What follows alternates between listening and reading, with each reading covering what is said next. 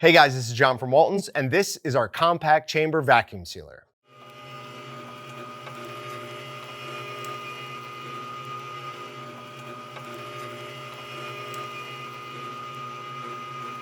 So there are two different styles of vacuum sealers. There's chamberless and there's chambered, like this one. In a chambered machine, all of the air is pumped out of the chamber and the whole bag and product go inside this.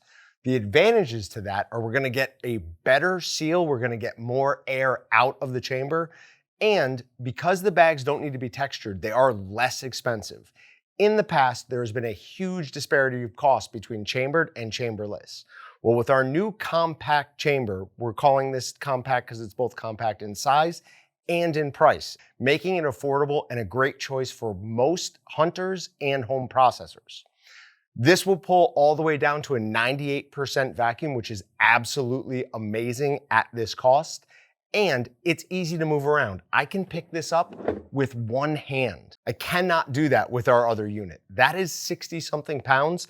This weighs 24, so it's easy to take on and off of counter spaces, store in a cabinet, anywhere. It is a much easier product to use. To turn the unit on, we're gonna press power for 3 seconds. As soon as we see the lights come on, we know the power's on.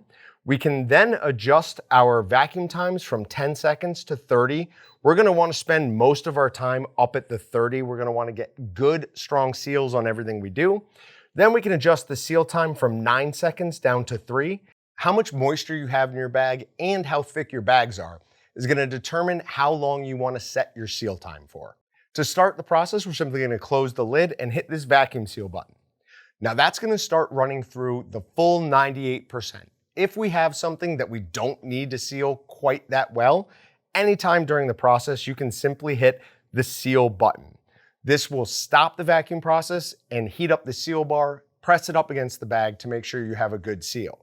If at any time you just want to stop the process, you can hit this stop button and it will immediately stop and not seal the bag. This is the tester that we use to determine how good of a vacuum this is getting. This is how we came up with the 98+%.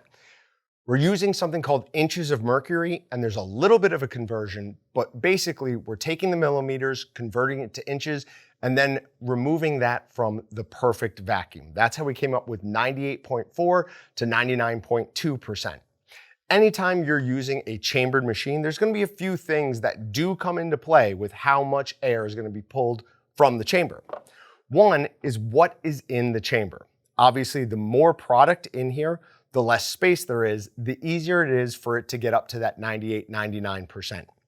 A few things you can do are get some custom cut polyboards or just thick polyboards and cut them yourselves. Put them in there, they will act as a filler plate. They also include this smaller filler plate, which is really more designed at keeping your products flat.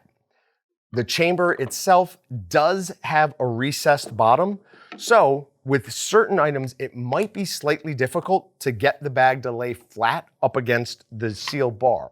If that happens, simply put in the filler plate, put your product on top of that, and it will line up perfectly with the seal bar. Now the seal bar is 11.5 inches, so the largest bag you're gonna be able to use in this from a width standpoint is an 11-inch bag. It also has a 50 to 60 hertz motor and it's 150 watts. The full vacuum is gonna take about 60 seconds on this, and that's if we're up at that 30 count to begin with. Now, I said 60 seconds. Why is that longer? The timer won't actually start until we've pulled about 25 inches of mercury.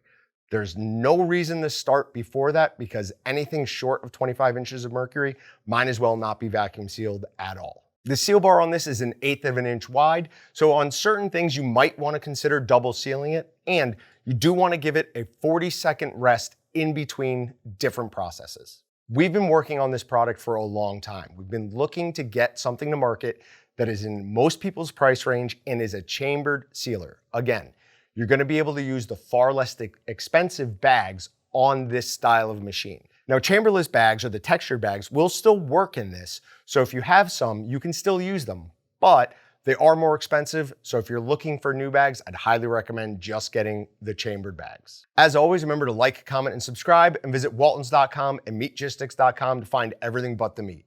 Thanks for watching. I'm John with Waltons, and we'll see you guys next time. Subscribe to Walton's YouTube channel to check out more meat processing videos.